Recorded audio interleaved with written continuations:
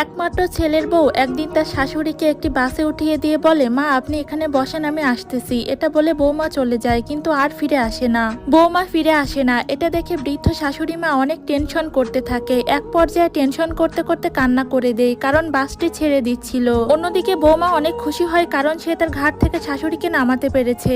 এরপর বৌমা যখন অফিসে যায়, তখন অফিসের বস বৌমাকে বলে, আপনাকে একটা কাজে এই শহরের বাইরে যেতে হবে। কিন্তু বৌমা বলে, আমার ছোট্ট বাচ্চা বাসায় আছে, আমি ওকে রেখে কিভাবে যাব। তবে বস বলে, আপনাকে যেতেই হবে, না হলে চাকরি থাকবে না। এর পরের দিন আবারও সেই কাহিনী, বস আবারও তাকে শহরের বাইরে পাঠাতে চায়। বৌমা এবার অনেকটা রেগে গিয়ে বলে, আপনি কি শুরু করেছেন, আমার ছোট্ট বাচ্চা বাসায় আছে, আমি ওকে রেখে দূরে থাকতে পারি না। বস তখন মেয়েটির শাশুড়িকে ডাক দেয়, শাশুড়িকে ডাক দিয়ে বলে, তুমি তো এই শাশুড়িকে রাস্তায় ফেলে দিয়ে এসেছিলে, উনি তো কিছুই চেনে না, ওনার একমাত্র ছেলের থেকে তুমি তাকে আলাদা করে দিয়েছিলে। তুমি তোমার ছেলেকে রেখে দূরে যেতে চাও না, তাহলে কেন উনাকে উনার ছেলের থেকে আলাদা করেছিলে? এক্ষুনি ক্ষমা চাও উনার কাছে।